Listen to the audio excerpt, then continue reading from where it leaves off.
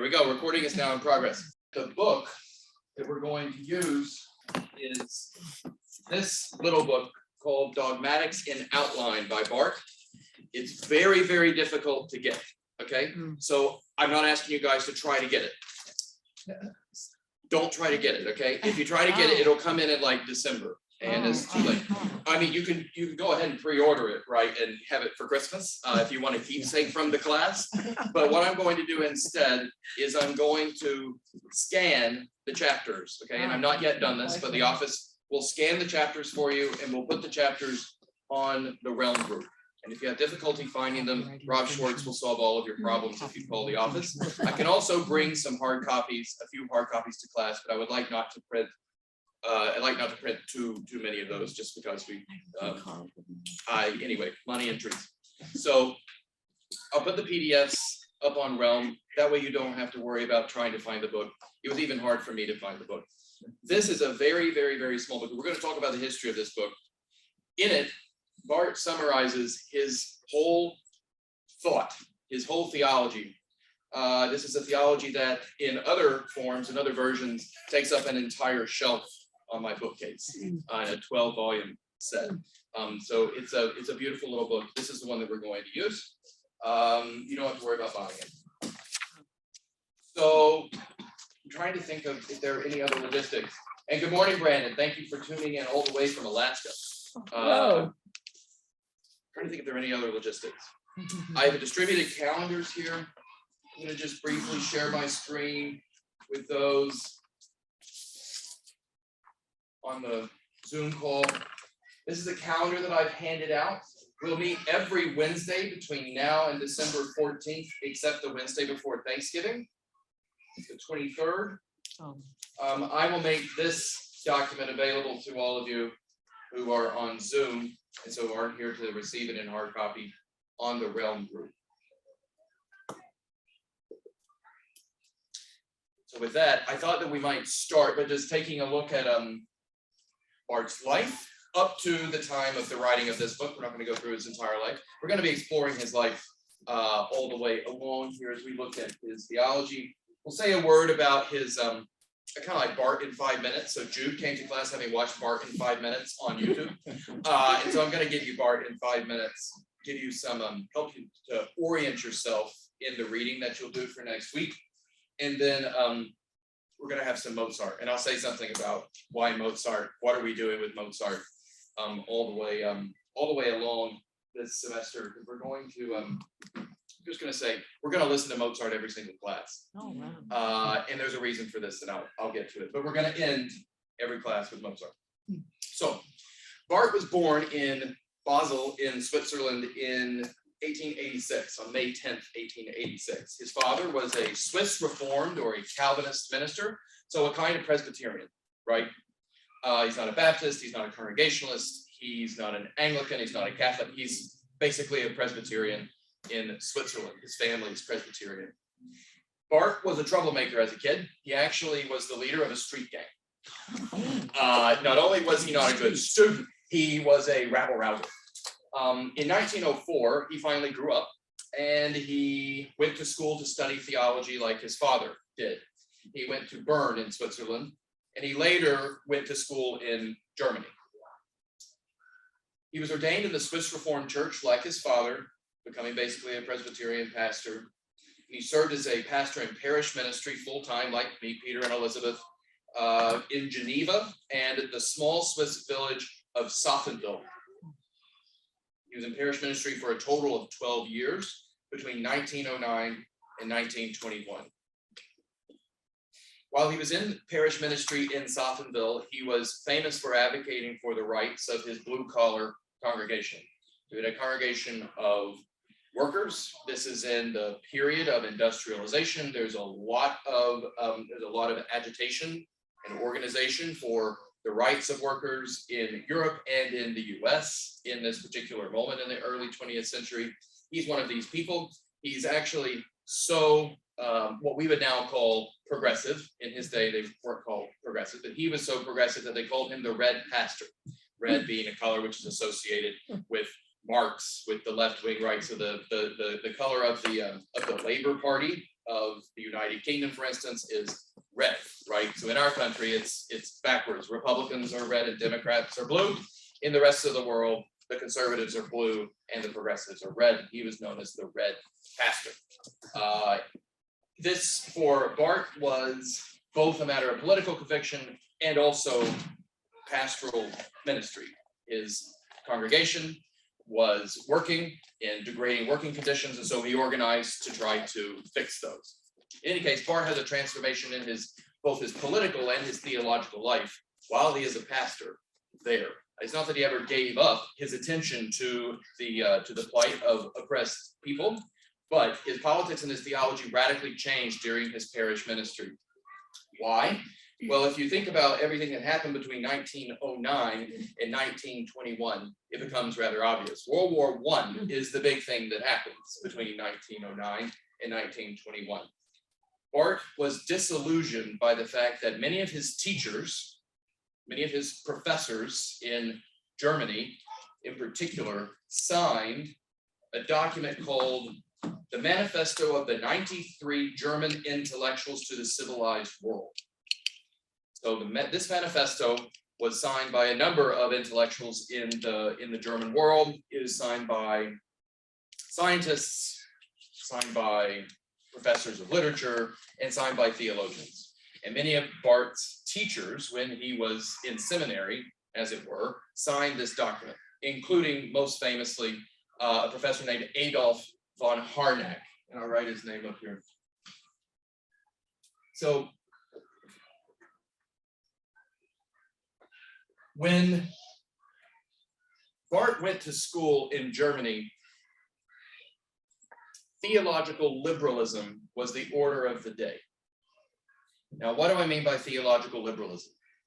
Theological liberalism is a school of Christian thought associated with people like von Harnack, like the great 19th, supposed to be an N, sorry, an M, the 19th century theologian Friedrich Schleiermacher. People like von Harnack and Schleiermacher thought that human beings basically had a kind of religious impulse deep inside of them. Every human being on earth has a kind of deep religious impulse inside of them. And the different religions of the world, Christianity included, are ways for that deep religious principle to come to life, to be expressed. So for Schleiermacher, for instance, Schleiermacher says that every human being in the world has a feeling of absolute dependence, which, whether they know it or not, is a feeling of absolute dependence on God.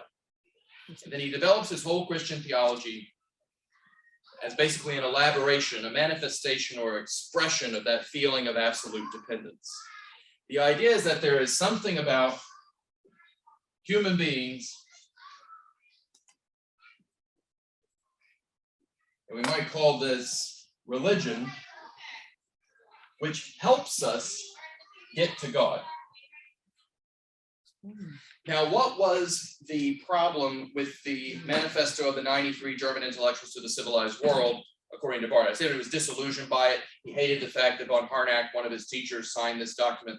Well, the Manifesto of the 93 was a statement on behalf of the German intelligentsia to say that German military activity during World War I was morally justified. Barth, although he was in Switzerland, and so did not fight in the German army, right? So Barth writes in German. You guys, those of you who know a thing or two about Switzerland, know that Switzerland there's French-speaking Switzerland, and then there is German-speaking Switzerland, and so Barth is a German-speaking Swiss person.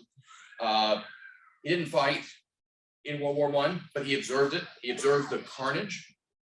And those of you who are familiar with this period of philosophy, politics, theology, etc., knows there's widespread disillusionment, period, across the board after World War I. The idea going into World War I, I'm oversimplifying here, is that history is on the up. Human beings are fantastic. We are great at philosophy, we're great at technology, and history is one continual elevator up to something like a perfected society. what World War I does is you have a center of this human civilizing progress in Germany, which comes, I'll just say, that myth of human progress and the perfectibility of human society dies in the trenches of World War I. That's the way, that's a quick way to put it, right? I'm summarizing like 6,000 pages of like European intellectual history here. But basically, the dream, the myth that human beings could of themselves bring about a perfect society dies in the trenches, right? Because yeah, we have all this great technology, history's on the up. If you think about all the things that happened in the 19th century, Darwin, incredible advances in science and technology, blah, blah, blah, blah, blah. What are they used for? To come up with an unprecedentedly violent, brutal form of warfare. And this happens not in places that are not intellectually sophisticated. It happens in the places that were thought to be the height of European civilization at the time, Britain and Germany.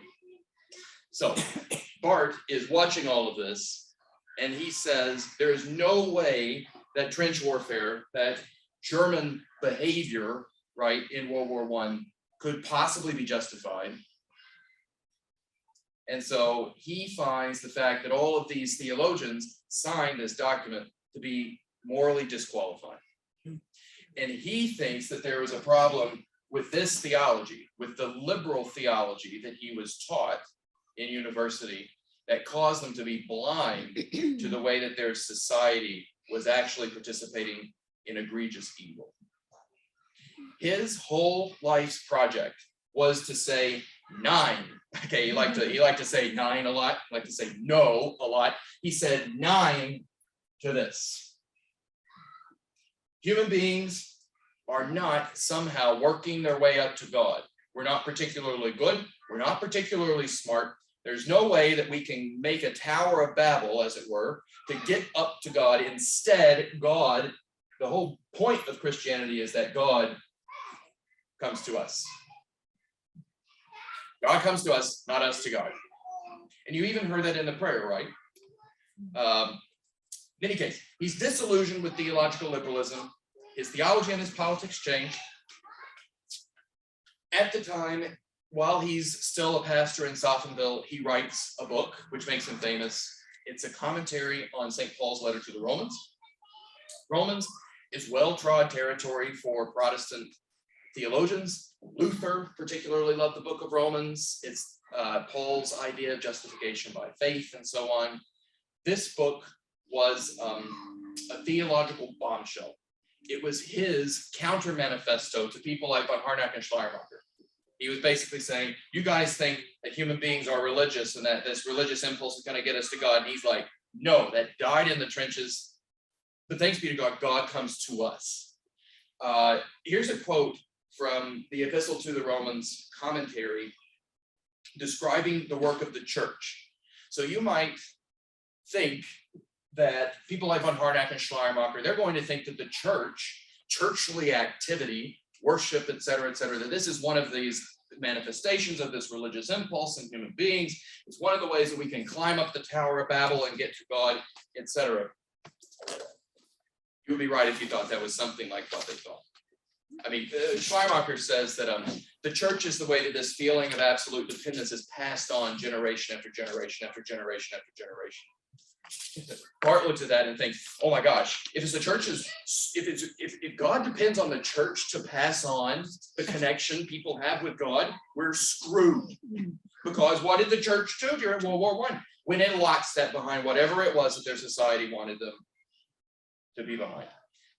Okay, so here's his definition of the church in the Epistle to the Romans commentary. To the proclamation and receiving of this gospel, the whole activity of the Christian community, its teaching, its ethics, and its worship is strictly related. But the activity of the community is related to the gospel only insofar as it is no more than a crater formed by the explosion of a shell and seeks to be no more than a void in which the gospel reveals itself. So he's using the language of trench warfare to describe the mission of the church. The church is basically the crater where the bomb of God once went off. The bomb of God being the revelation of God in Jesus Christ. The fact that God came to us in the flesh, revealed who he really was. That bomb went off in human history, and the church gathers in the crater made by the incarnation, by that bomb of revelation of who God really is going on. Okay? Not about passing on religion, right? It's all about God. We're gathering in the crater. It's vivid language, okay?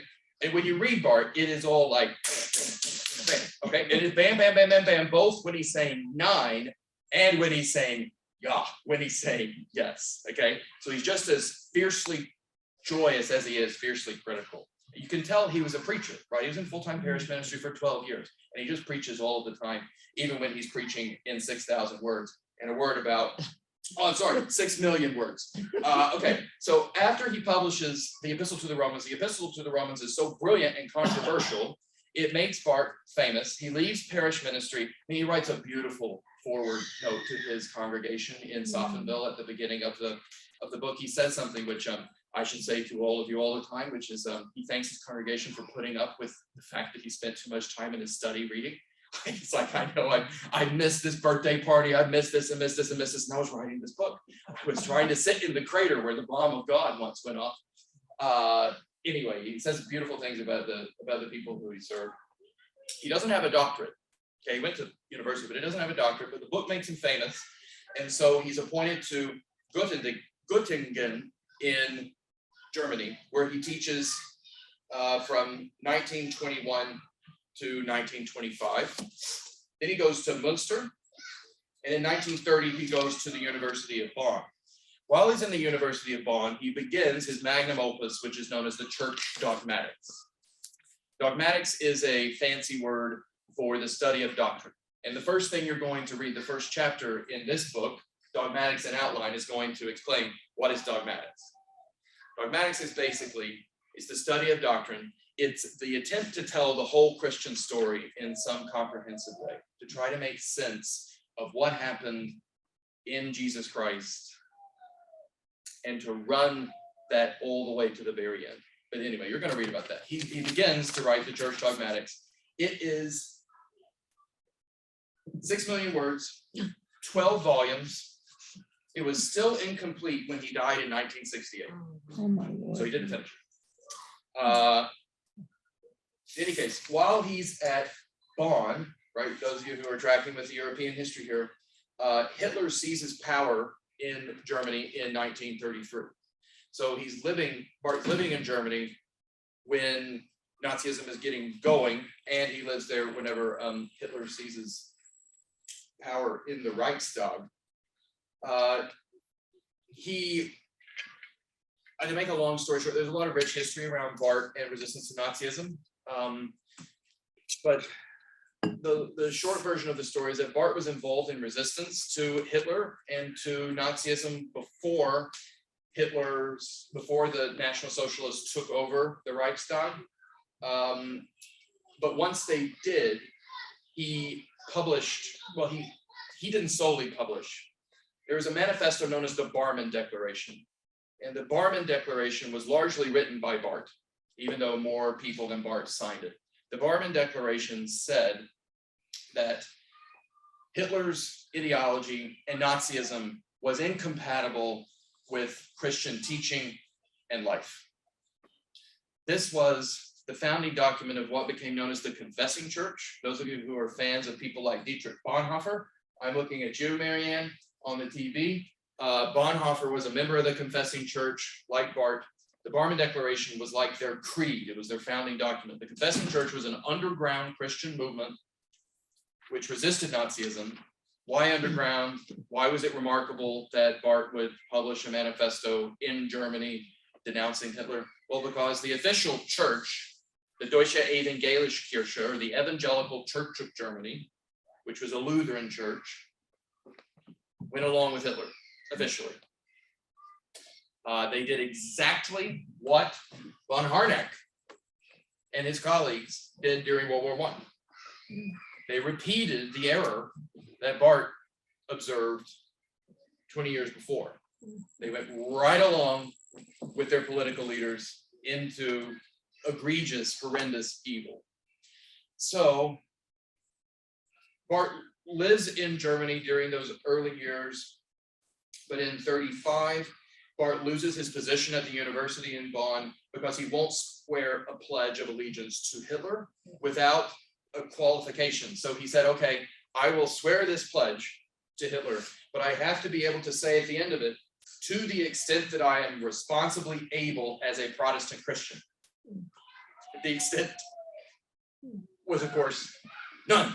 Okay, so you have to be, you might be like, oh my God, he was willing to swear a pledge to Hitler.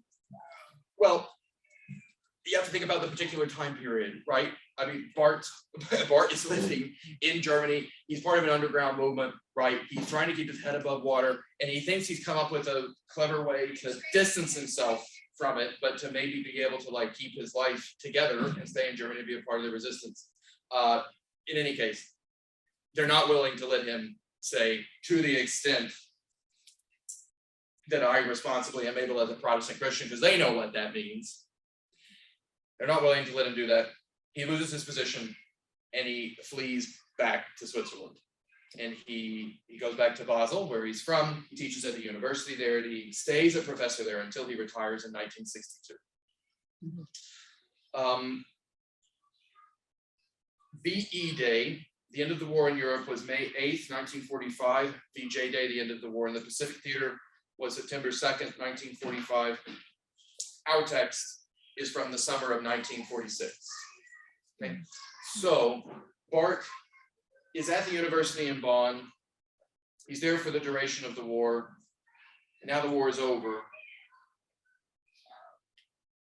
There's a lot of writing from this period. Perhaps we'll look at some of it in the course of the fall as we read through this book.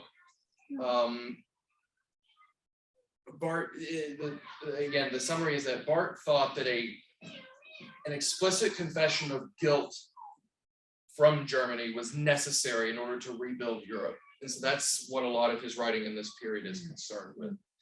In any case, he is willing to go back to Germany, right, and to try to participate in rebuilding. He doesn't ever leave Bonn. He doesn't ever leave the university in Bonn, but he's willing to travel to Germany and to be a part of the life of the country as it tries to rebuild. And so he goes back to teach in his old university in Bonn. Sorry, I think a moment ago I confused Bonn and Basel. He never leaves the university in Basel full time again until he retires. But he's willing to go back to Bonn and to teach over the summer. And he does this in the summers of 46 and 47, I think. He does so in 46 for the first time, and that's when this book comes about. So the end of the war is in 1945. This is the following summer. This is where he's teaching, and I'm going to share the screen for those of you who are on Zoom. We can all take a look at the TV. He's teaching in this building, which is the Electoral College in Bonn. It was once the residence of the Prince Electors of the Holy Roman Emperor. That's why it's called the Electoral Palace. But this is the main building in which the University of Bonn is housed, where their faculty is housed, where they have classes and such. This photo is actually from a page of the University of Bonn's website today, where they're saying it's going to be closed from 2024 for a little while because the building is falling apart and they have to remodel it. In any case, it's a gorgeous building. But this is what it looked like when he taught there the summer of 46. And so he writes in the preface to this book, he's giving the lectures in the semi-ruins of the once stately Kurfürstenschloss, or the Electoral College in Bonn, in which the university had later been established. The hour 7 a.m., always after we had sung a psalm or a hymn to cheer us up. So these are lectures on the Apostles' Creed. That's how they're organized. He says that because of the environment, he didn't have a manuscript. He was basically winging it. There are italicized portions at the beginning of each of these chapters, which were He basically, I don't know if he wrote them on the board or what, or handed out an outline or something like that, but there's like a very small paragraph, maybe 4 lines at the top of each of these chapters. That was his outline, and the rest of it, he just improvised extemporaneously. He just stood up there and lectured. A student made a transcription in shorthand, and that's how this book came about. These are the lectures of 1946. So as you read them, it's important to have that background in mind, right? This is where he's talking. It's important to have this background in mind, just as it is important to have the background of trench warfare in mind whenever you think about him saying many years earlier in the Romer brief, the Epistle to the Romans commentary, the church gathers in the crater made where the bomb of God once went off, right? So anyway, this will, if you read them with this in mind and listen to some Mozart in the background, which I'll say a word about in a little while, you'll really get the full effect of this little book. So a word about Barth's theological style. I've already said, Barth says 9 to the idea that we can somehow get from here to here, that we can somehow work our way up to God, that there's something like a religious impulse in all human beings which somehow helps us to get to God. His theology is built on the idea of divine revelation. So Barth thinks that human beings, if left to our own devices, we might be able to arrive at a belief in God, but that God is going to be a monster. That God is going to be a really, really, really big version of us. And guess what we do? We commit things like the Holocaust. That's what human beings do. So if we're left to our own devices, we might come up with a God, but that God is going to be made in the image of us. Thank goodness God chooses not to leave us to our own devices. So Barth is uninterested in things like proofs for the existence of God. He doesn't care. He thinks if you can reason your way to a God, that God is just going to end up being a monster anyway. The good news is that God comes to us in Jesus, and everything that we know about God comes out of what happens in this guy's life. Everything we know about the Trinity, everything we know about grace, everything we know about human nature, everything we know about sin, everything we know about redemption, everything we know about God's attributes, chiefly God's glory, everything we know, period, about God comes from Jesus. This is God entering into our world, hurling a bomb into human history, letting it go off, and just telling us in plain language, here's who I am. You'll find that over and over and over again, Barth will perform the following trick. He will say, we think glory means this. And I don't know, we might I'm going to update Barth. We might think glory means having a lot of followers on TikTok and being a fabulous Instagram influencer, right? It's a kind of celebrity. He says 9, and then he compares it to the revelation of God in Jesus Christ. He's like, this is what glory looks like. It looks like a man who lived a little while, died at 33, died in an incredibly gruesome way, but then unbelievable joy burst forth as he broke out of the tomb. That's what glory looks like. Okay, so he does that all the time.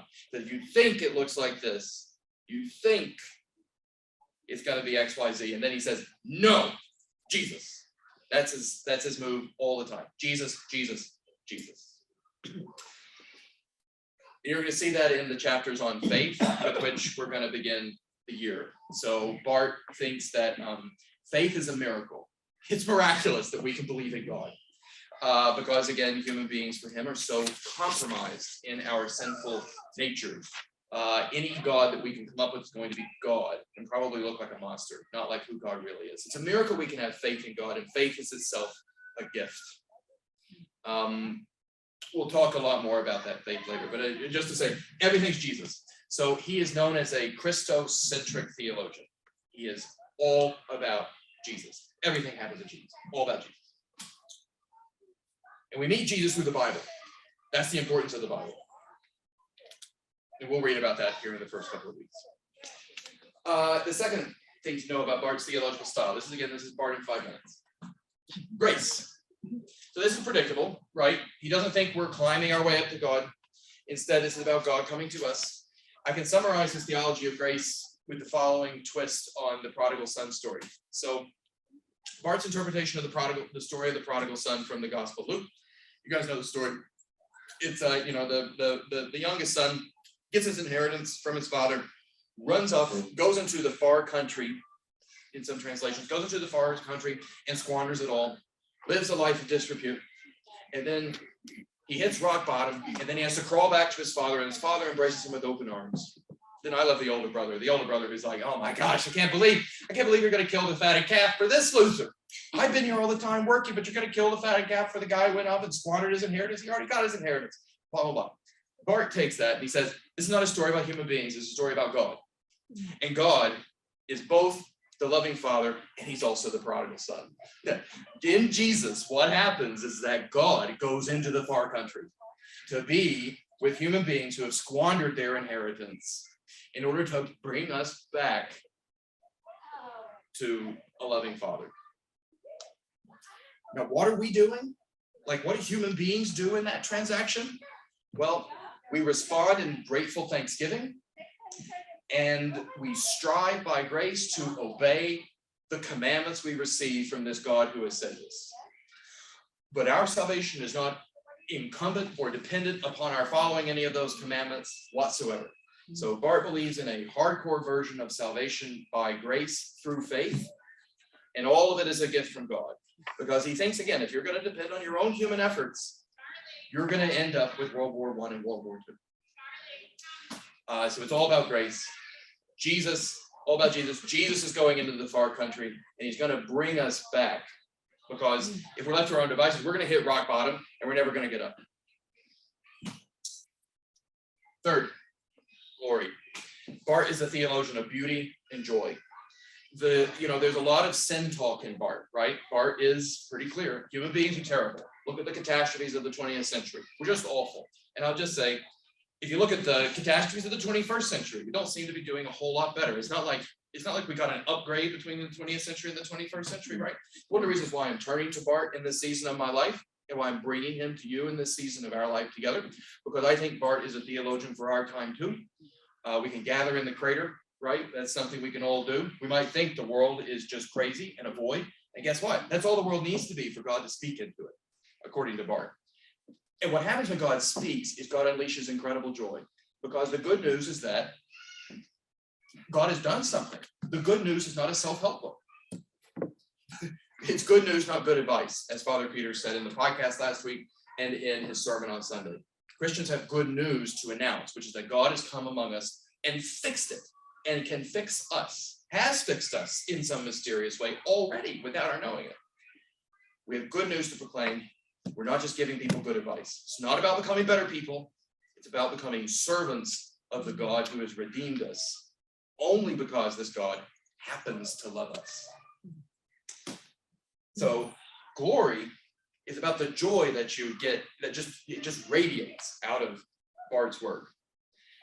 In addition, Barth's understanding of the God who's revealed in Jesus is a God who is beautiful, a God who is joyful, a God who loves parties, a God who loves weddings, a God who likes to go to dinner. I mean, that's what Jesus does. Jesus eats all the time. He's eating all the time. He performs his first miracle at the wedding at Cana, right? This is a God who loves to have fun. And God wants to have fun with us. And God is somehow, in God's self, fun. God radiates joy, as Barth says.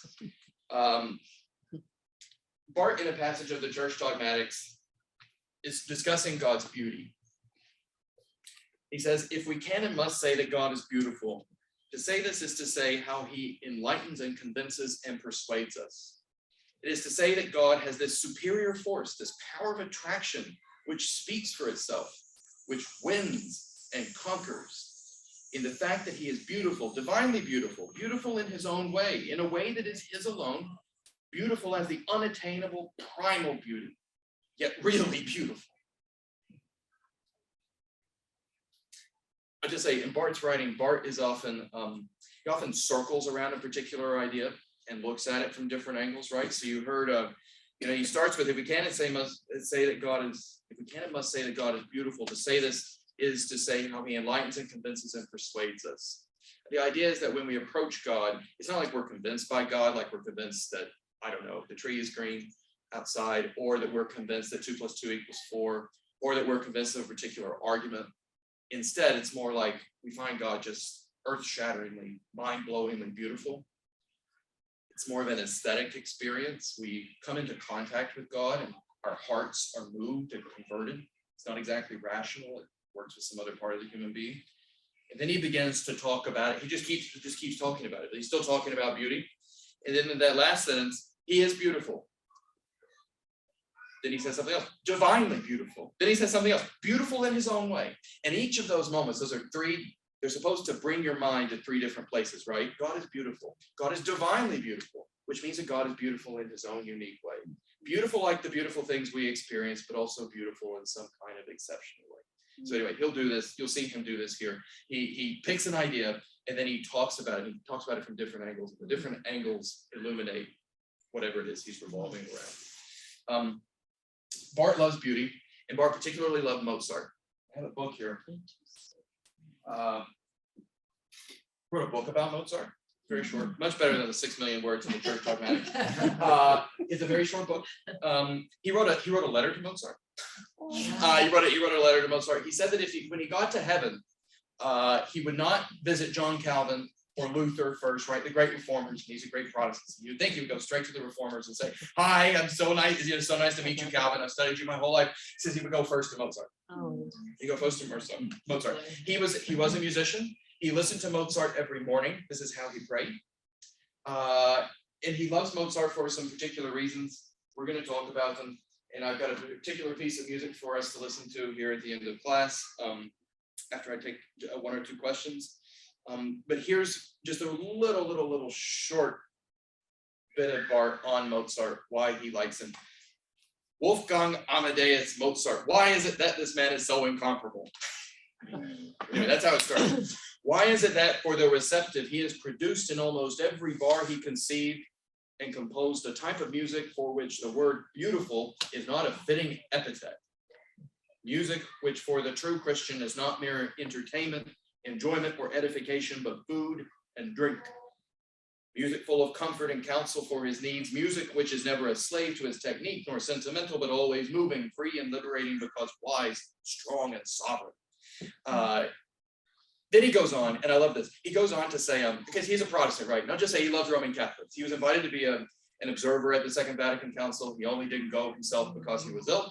He was best friends with another theologian I mentioned on the podcast a lot, Hans von Balthasar, with whom he bonded over Mozart. Balthasar was a prodigy on the piano, a great pianist. And so you can imagine Barth and Balthasar arguing about Catholics versus Protestants, and then they sit down and Balthasar plays Mozart for Barth, and Barth's just like in heaven. He likes Catholics, but as a Protestant, he has a lot of things to say about Catholics. And so he goes on in this passage to say it's remarkable that Mozart was a Catholic. That's what he wants to talk about. He's like, how is this guy basically a father of the church, and yet he lived a frivolous lifestyle, and he was Roman Catholic? I don't know which he thought was worse, Mozart's lifestyle or his Catholicism. But in any case, he really does love Catholics and is influenced by them and changes his mind over time. But he's got a Protestant thing about Catholics. But Mozart, the Catholic, is his church father, right? If you can think about Barth as being in the lineage of Paul, the Apostle Paul, St. Augustine, Martin Luther, and John Calvin, and then him. But you would have to put Mozart in there somewhere, and Barth would say he just went straight to Mozart, and then from Mozart back to Jesus. Okay. That's how highly he thinks of this guy. There's a reason why, which I'll explain in just a moment. Before we listen to an excerpt from Mozart's Great Mass in C minor. But first, I'm sorry that I've only got about 5 minutes here. But I'd love to take 1 or 2 questions in the 5 minutes. And I promise in the future we'll have less to cover. I tried to give you a whole lot of stuff today. We'll have less to cover, and so there'll be more time for discussion. If anybody from the Zoom screen would like to speak, we can hear you. Just unmute yourself and go for it. But anybody with a question? Yes, Lisa. Okay, this could be a really I don't know, when you're a question that only a theologian would really understand, but for the common layperson, it seems like Bonhoeffer has a lot more following and influence. Why would that be? Because I think Barth sounds fascinating. Yeah, Barth is the brains behind Bonhoeffer. Yeah. Oh. Now, Bonhoeffer scholars are going to take offense at that. Bonhoeffer could have, Bonhoeffer died so young, right? And it's remarkable the body of work that Bonhoeffer left to us.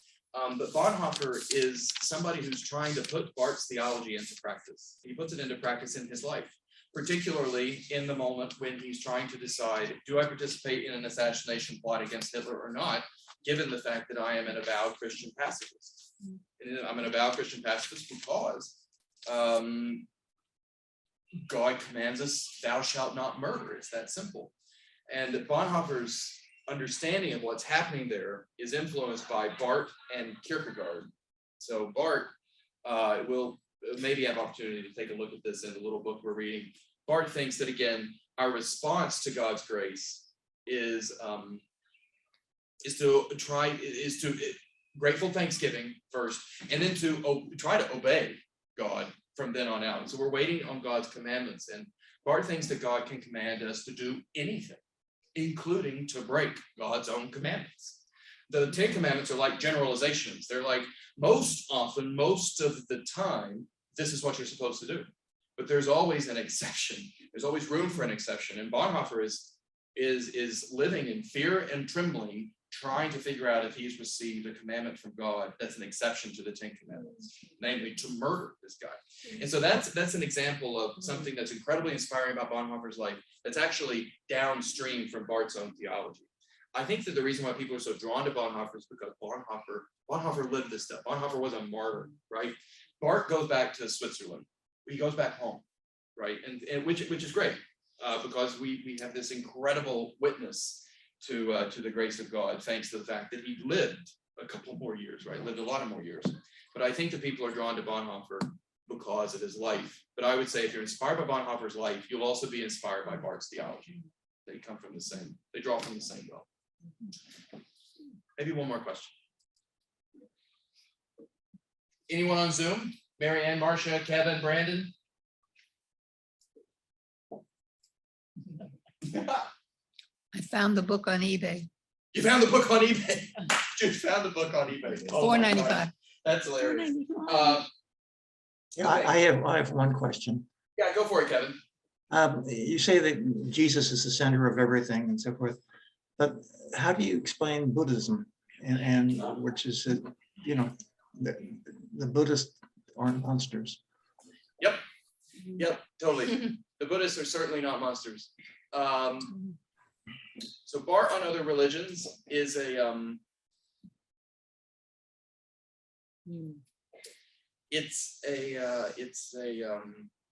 been a lot of ink spilt on Barth's thinking about other religions. Barth doesn't think that Buddhists are monsters at all. Barth doesn't think that Barth doesn't think the Jews are monsters of any kind, right? So this idea that everything is about Jesus, that we know God most truly through Jesus, Barth's not going to back off from that at all. He's not going to say that there's any understanding of God that surpasses the understanding of God that we have in Jesus. But he thinks that it's possible, on my reading of him anyway, and I could get in trouble with other people who read Barth in universities and that kind of thing. My reading of Barth is that he doesn't think that the only way that we end up knowing Jesus is through the Christian scriptures, right? You can come to know Jesus in other ways. God can reveal God's self to you in other ways. That's probably how he would start to talk about what's going on in Buddhism. I'll keep that question in my head, and we'll try to look at his answer and fill out what I said more as we go on this fall. That's where I'd start. That's the short answer. Probably a non-answer. It's all about Jesus. Jesus is how we know God, but it's possible that you might discover God might reveal God's self in some other arenas. Well, wouldn't you say in other religions, that many of them consider Jesus a great man, although they don't say he's the Son of God. So it would seem that they would experience those same qualities, and maybe Barth appreciated that they recognized his significance in bringing good qualities. And, Yeah. I think you're totally right.